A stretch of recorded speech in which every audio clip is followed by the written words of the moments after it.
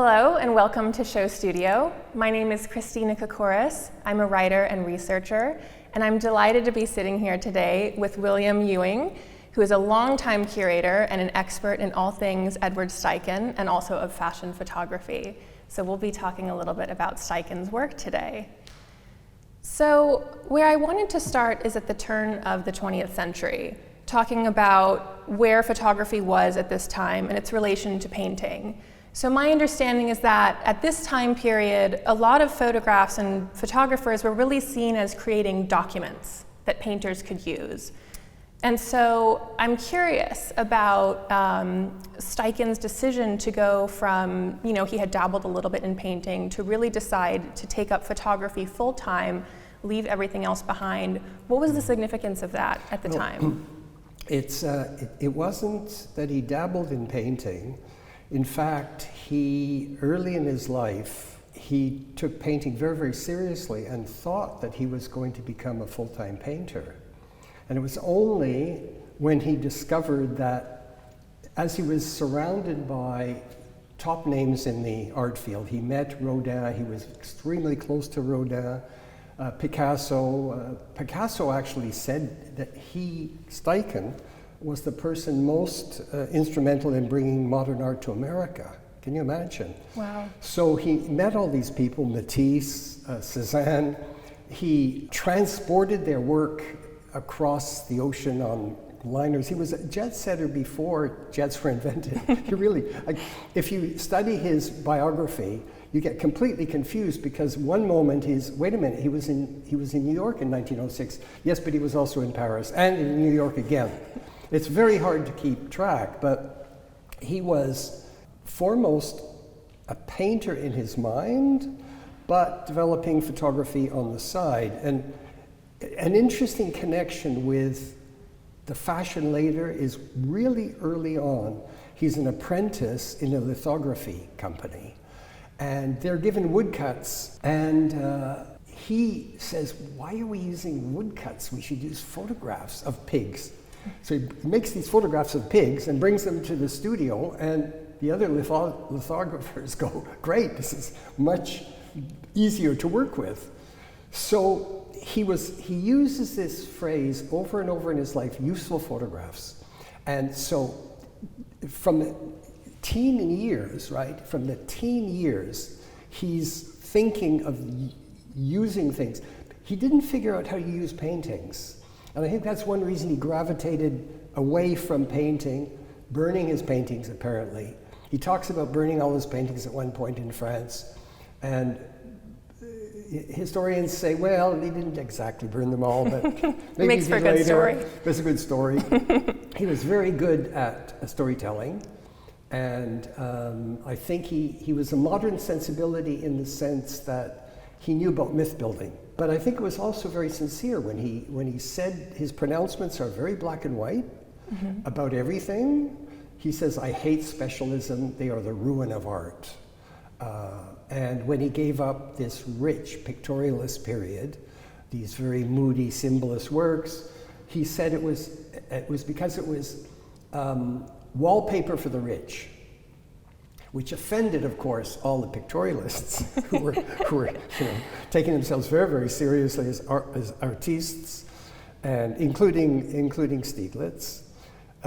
So he was kind of, fashion photography didn't exist at that moment. It really didn't. There was, we'll get to that in a minute, but in the late 1800s, it really didn't exist. It was only fashion illustration. Right. So of course it never occurred to him. But this useful photographs, that is a key to keep in mind as we talk about how he develops his career. But what about this exact moment where he makes a declaration? I remember reading in his book that he said to Stieglitz, I will never give up on photography. And he makes this decision that he's going to go with photographs and leave painting behind. Yes. Although it seems he does continue painting a little bit, but in the time period, the significance of that and what that means for photography generally, because this was a time where photographs weren't really seen yet as an art form when he decided to go ahead with it, right? Yeah, of course, the minute we dig into this, we see it's more complicated than that, because even as a teenager in Milwaukee and then Wisconsin with his little Kodak. And then at the age of 17, he traded it in for or he sold it and bought a new camera. Age of 17, because he could develop his own film. With Kodak, he couldn't.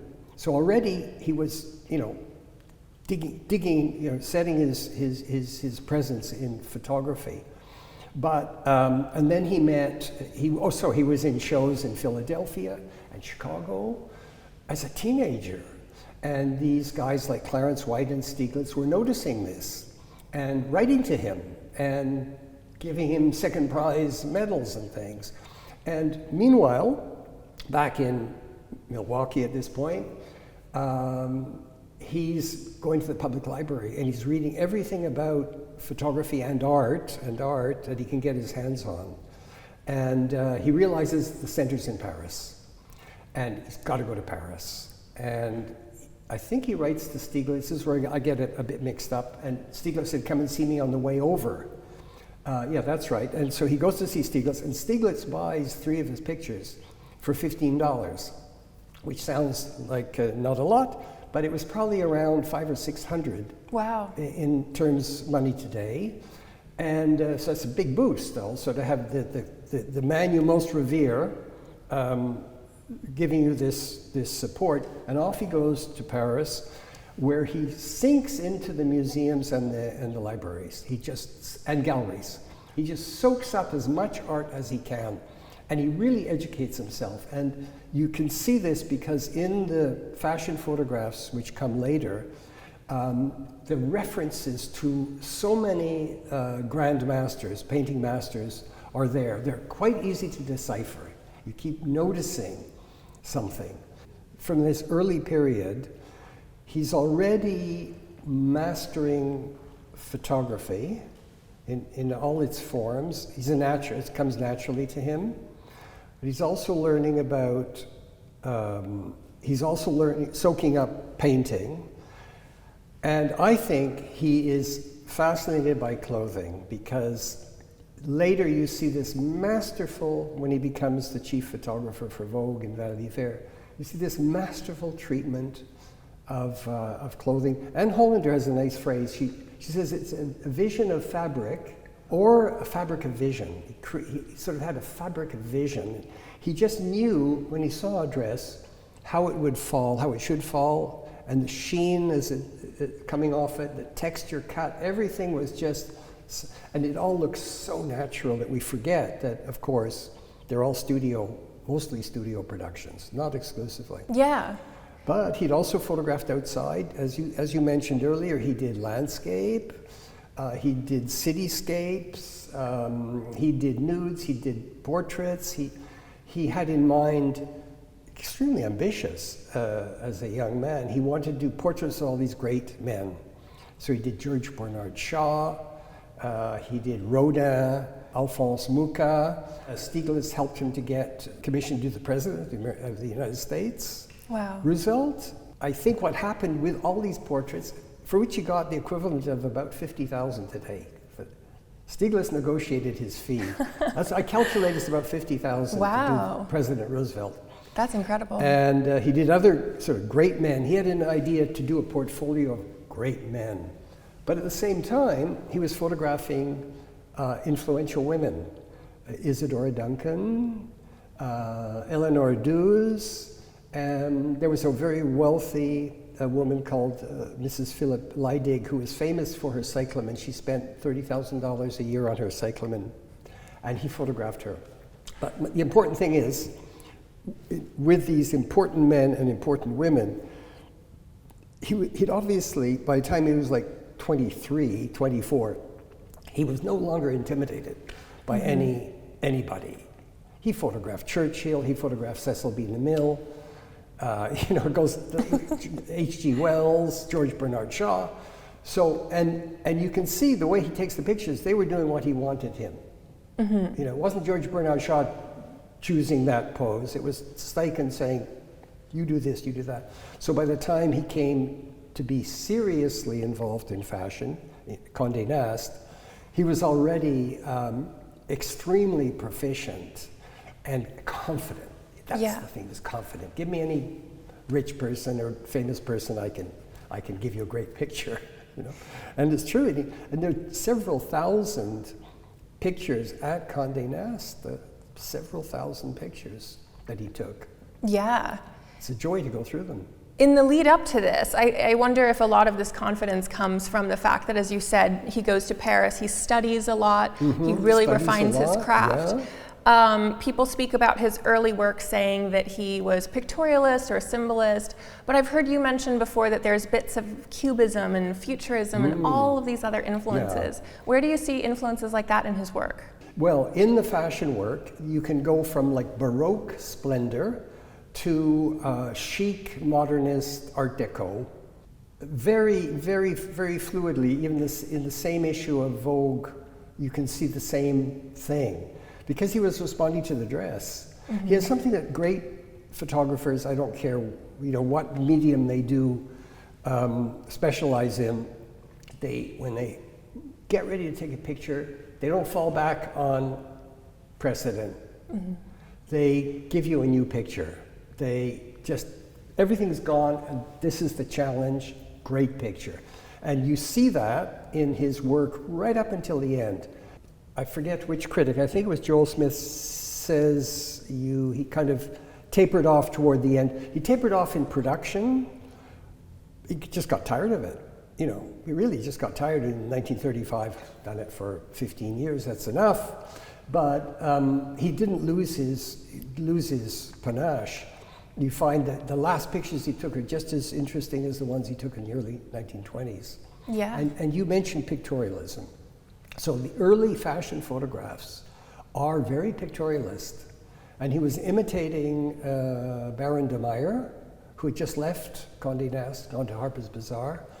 And I think Condé Nast himself was more comfortable with that. They didn't want to make a clean break to modernism overnight.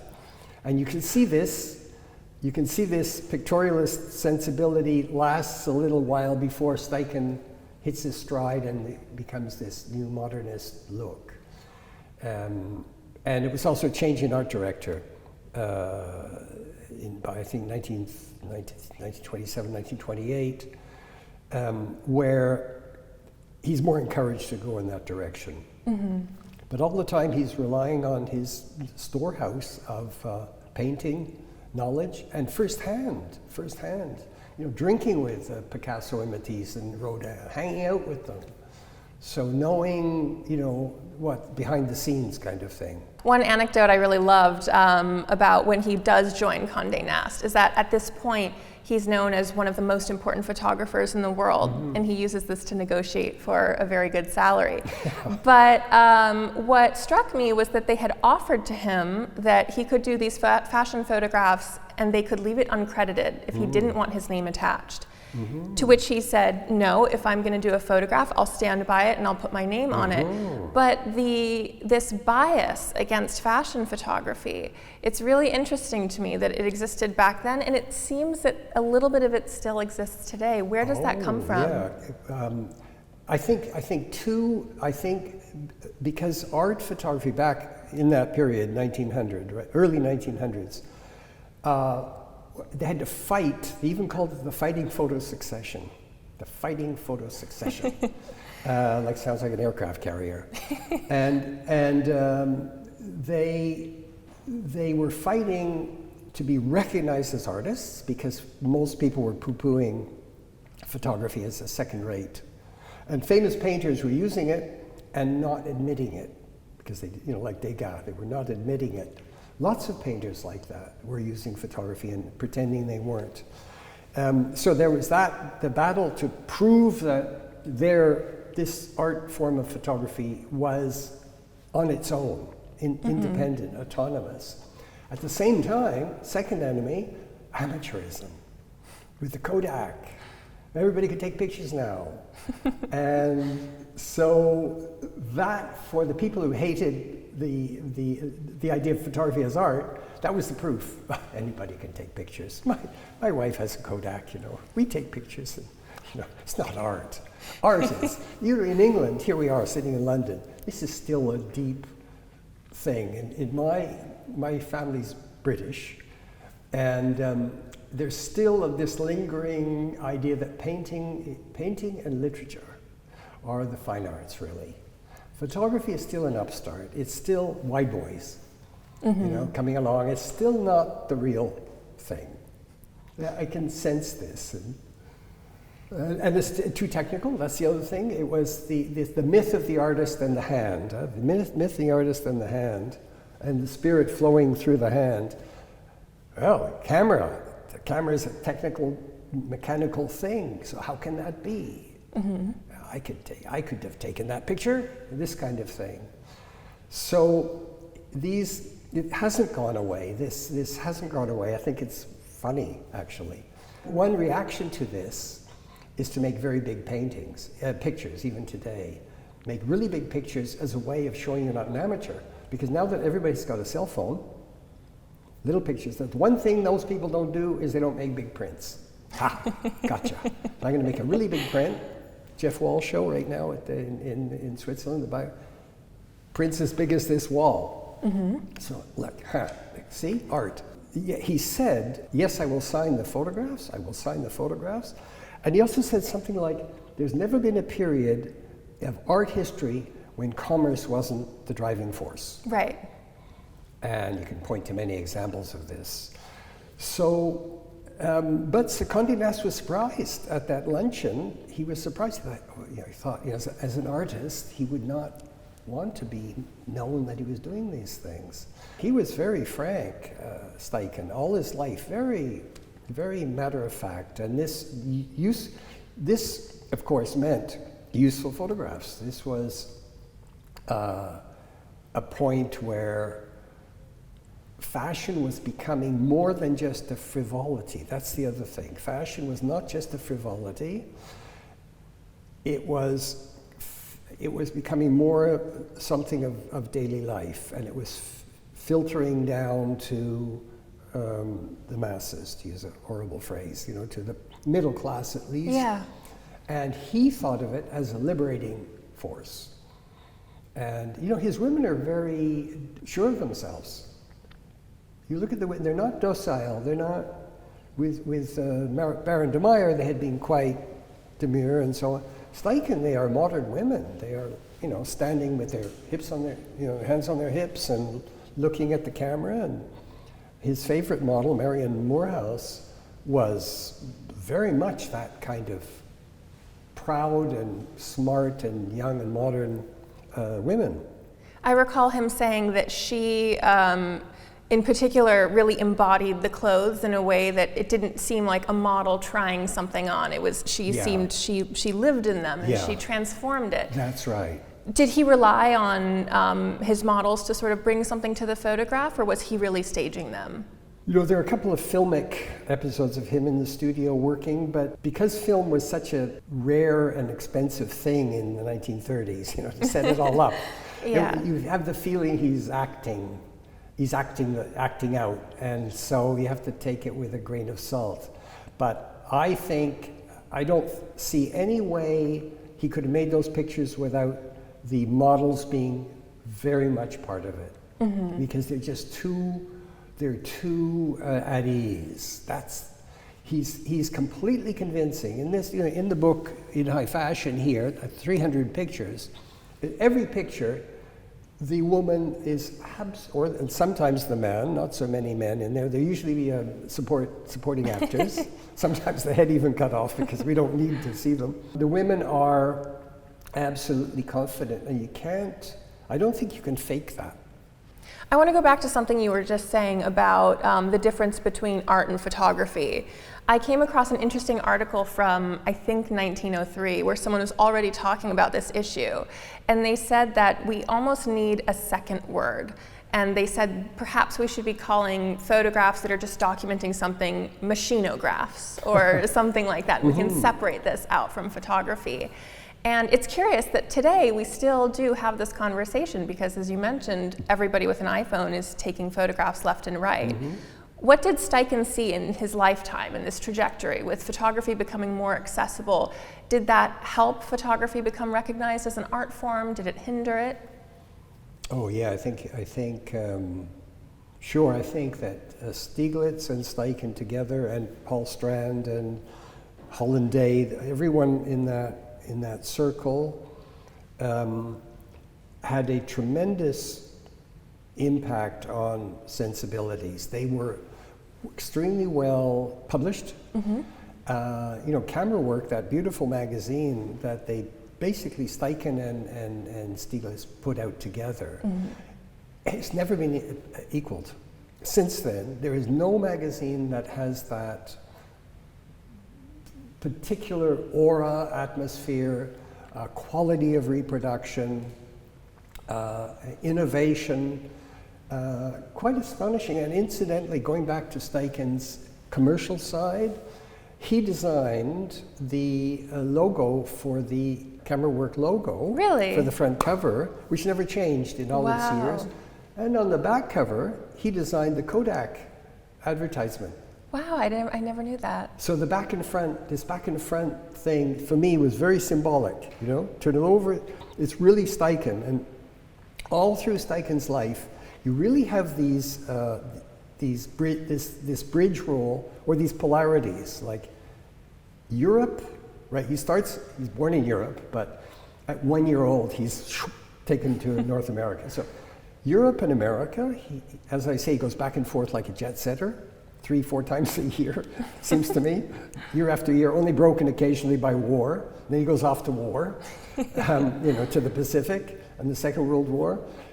So Europe and America, one could say old world, new world,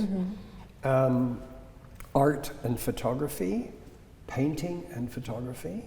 And incidentally, he's in the Vanity Fair Hall of Fame, not as a photographer to begin with, a painter and photographer. At that point, I forget the date of the Vanity Fair article, 19-something, early 19-something, they saw him mostly as a painter. So he's this bridge. Then he's for Peace, The Family of Man, that great exhibition he does, The Family of Man, but he's also a combat photographer in World War II. Right. He's colonel. He gets to be a colonel, directing photographers and sending them into the field of battle. You have, he did documentary work, not so interesting. He did documentary work, he did dance photography, he did the nude, he did portraiture. As we know, he did fashion. So wherever you look, and you see, as I said, the Baroque splendor in some photographs and the modernist chic in others, wherever you look, you have this really interesting polarity. And even in his name, it was Edouard, the French spelling, which he changed to Edward. And even that, and he says people often confuse my name as Stickman or Strikeman. I think that's what it was. So wherever you look, once you start looking for these polarities, you see them everywhere in his life. That was kind of the core of his being. But it's without too much anxiety. That he wasn't struggling. Right. There were moments maybe there were a bit of struggle, but it wasn't an existential thing with him. He just moved on. Yeah. Joel Smith, the curator at the Morgan Library, has a very nice phrase. He's the fastest moving person in the room, or fastest person in the room. And I like that, because that's like, I'm just going on to the next thing. Yeah. And never look back too much. He did look back at the end of his life. The book was called Life in Photography, or Life in Photography. And the title of our monograph is Lives in Photography, because we just felt, he did enough for a dozen people. And then I found a quote from him saying, I've had a life equivalent to 6 people. It's still pretty good. Yeah. I find it really interesting looking at his career. If you plot the different things that he was doing, there seems to be a bit of a circular nature to it. So at the beginning of his career, he was helping, sort of in a way, curate a few shows, putting them together, and then he goes to MoMA later as the department head of photography. One thing that interests me is that his early photos are of nature, and then at the end of his life, he seems to return as well to photographing nature. And he mentions that the golden ratio is something that really fascinates him. Where do you see that throughout all of his work? Because there's a few photographs where there's a very distinctive, spiral within it. But outside of that, compositionally, do you see like these threads that continue throughout, or are these moments within his life that he returns to?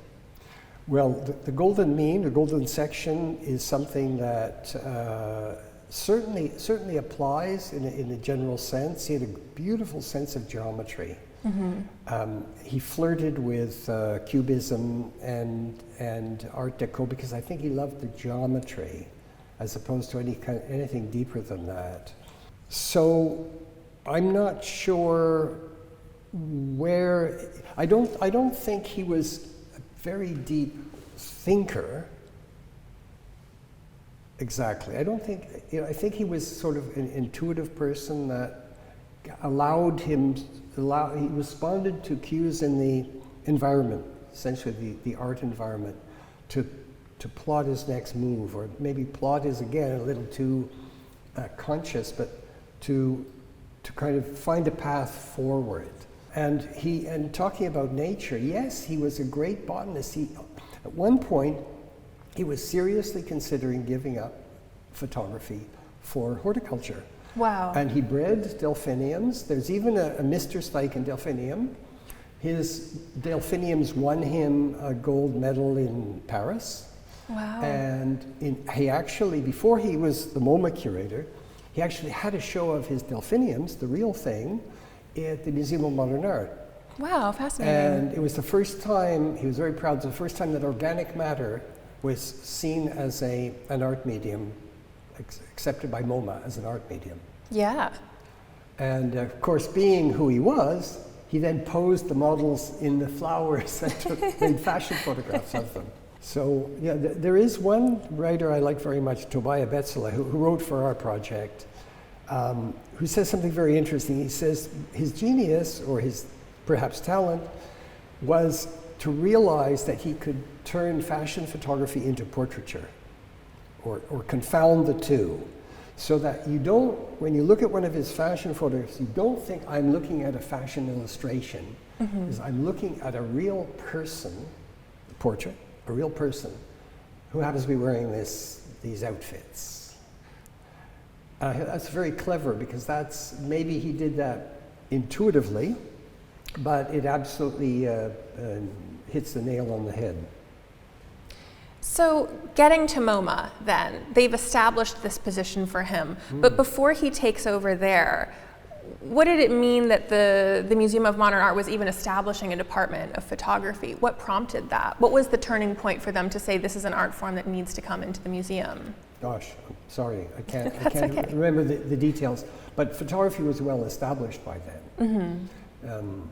When he takes over, what's interesting is, while he's there, he's known for this great exhibition, The Family of Man, right? Even today, most people have vaguely heard of it. Yeah. I've stopped meeting people who say, I saw it when I was 3, or my parents brought it when I was 5. Those people have now gone. But it had tremendous impact, and you can still see the show. It's on permanent display in Luxembourg as a UNESCO World Heritage Site. Incredible. Register of the World, I think it's called. Yeah, it's one of the traveling exhibitions, because I think there's a debate, there were between 6 and 10 traveling exhibitions all over the world. It was seen by 9 million people. Probably the most successful photography show ever. Yeah. And the catalog is probably still in print, and probably the most sold catalog ever. But the point I wanted to make is that was one show of 40. And people have forgotten that. They sort of just think he did The Family of Man at Modern, and no, he did these other 39 exhibitions, and they were extremely creative in the curating, but they were also very dramatic in design. He worked with really good architects. And when you look at the Power in the Pacific and Road to Victory, especially the movie, the movie. It's a Freudian slip for a reason. For a reason because when he did The Family of Man, he conceived it as a film, but instead of the photographs moving, it was the people moving through the photographs.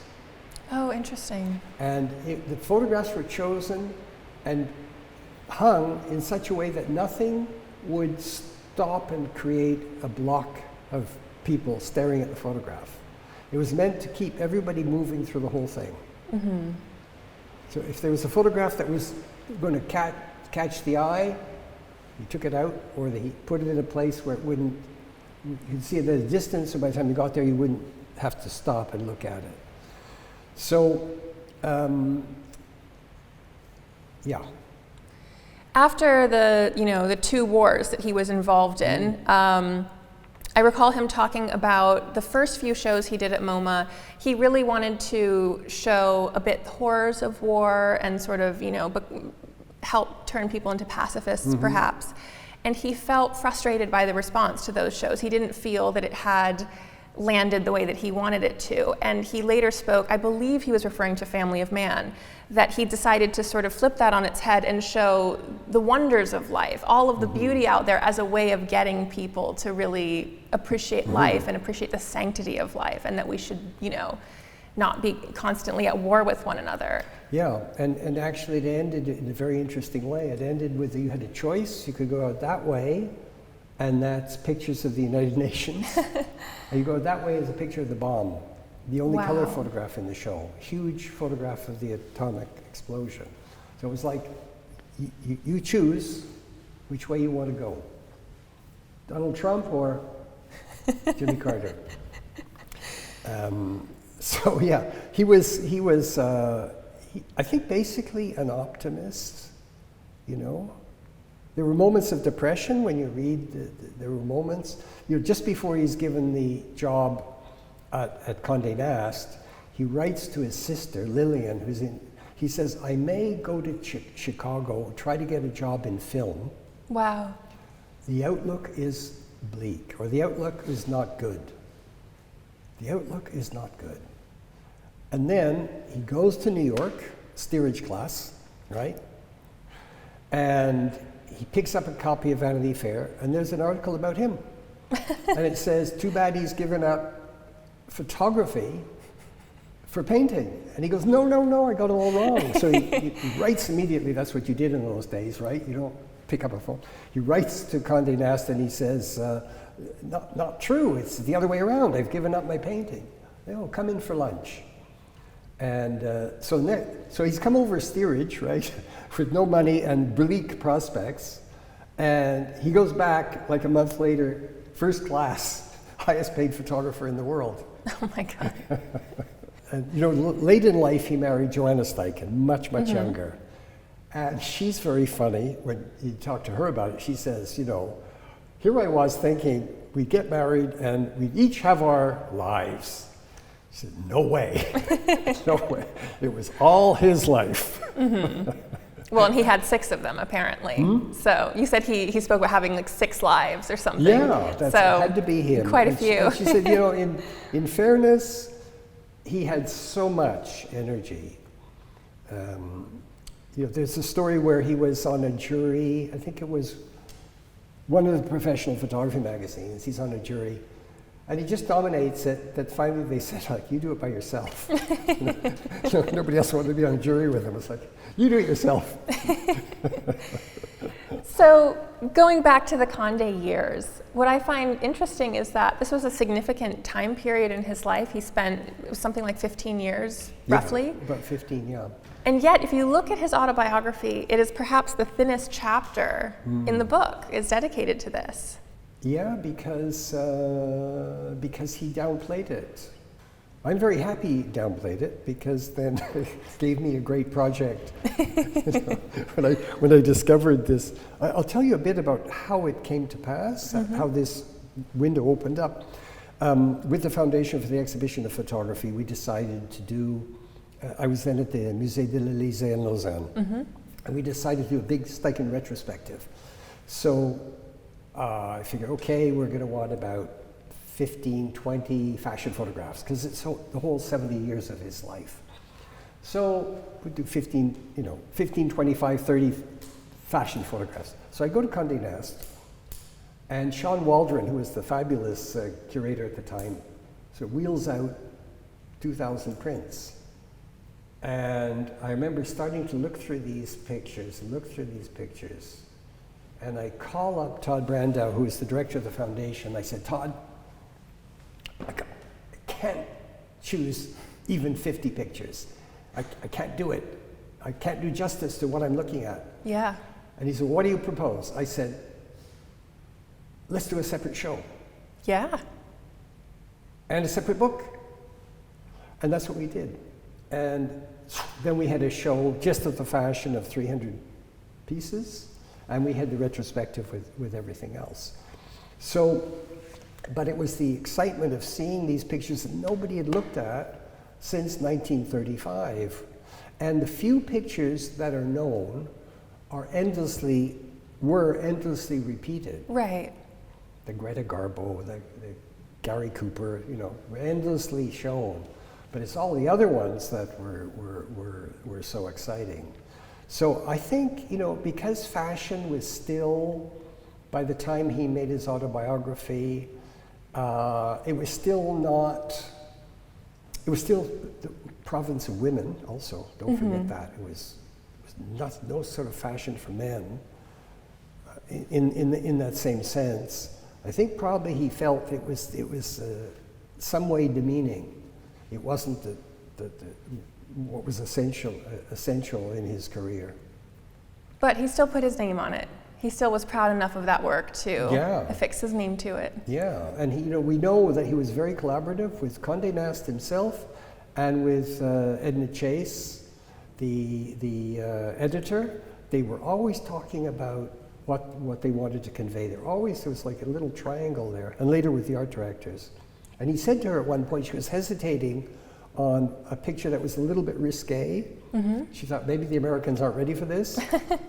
and he said, we've had the female body in art for 500 years. And there are pictures in the Louvre which would probably be censored in America today. So he said, make Vogue a Louvre. Make Vogue a Louvre. Wow. And that won the battle, that he was able to publish that picture. Pretty compelling. So, I think he downplayed it at the end of the day because he was afraid it would make him look frivolous. There's still, among curators I know today, there are still people who fashion photography is still less kind of white boy thing. Mm-hmm. Certain museum curators who will never show it. However, the fashion industry has so much power and influence that once they put something forward, it's hard to ignore. So maybe you can say the essential battles have been won since the 1970s. Yeah. Yeah. So when you look at fashion photography today and the fashion landscape magazines, where do you see Steichen's influence? Or do you see it at all? It's a tough question. The particular atmosphere of a Steichen, the world has changed too much. I was thinking the other day I titled a book on Hoyningen Huene, who was somebody who came after him. Way back, I titled Eye for Elegance, and I thought, it doesn't work today. The word elegance, it's like this word elite, it puts people off. There isn't an elegance anymore. That's something that's gone, and maybe it's a class thing, but the world has changed, and I don't see how a photographer today, influenced by Korean pop and hip hop and rap and celebrity Hollywood and Bollywood could survive with this kind of dignified and elegant, almost regal approach to fashion. It would be seen as snobby. It just wouldn't go down well. So I think the world has entirely changed. I think it's not a Steichen story, but it's related. Many years ago, I did a show on Hoyningen Huene, who follows Steichen. And I did a little catalog. And I had an intern, and the intern came in first day, and she said, "Oh, you did that?" And I said, "Yeah, why?" She said, "My sister works for Ralph Lauren, and he came in, he bought 30 catalogs, and he gave them to everybody. He says, get ideas." Wow. Use this for ideas. And I thought, wow, that's my respect for him went, up like this, because it just shows those guys know their history. Yeah. They know, and they look back in it. So I'm sure there are photographers who are interested in fashion who, go through the Steichens and look for ideas and plumb the depths of Mr. Steichen. But there's nobody I'd put my finger on today as any kind of direct descendant. Mm-hmm. And I think it would be a mistake also to be like that, because it would be very anachronistic. Yeah. The world has changed too much. Yeah, that makes sense. Well, I suppose on a parting note, a favorite quote of mine of Steichen's is talking about he says the contradictions of photography, that it is both incredibly difficult, but also very, very easy at the same time. Mm-hmm. So I guess as we think about photographers today, and all of us with our iPhones in our pockets, it'll be interesting to see who the next Steichens of tomorrow are. Yes, yeah, and they will be. So. Well, thank you for speaking about this with me. Thank you, Christina.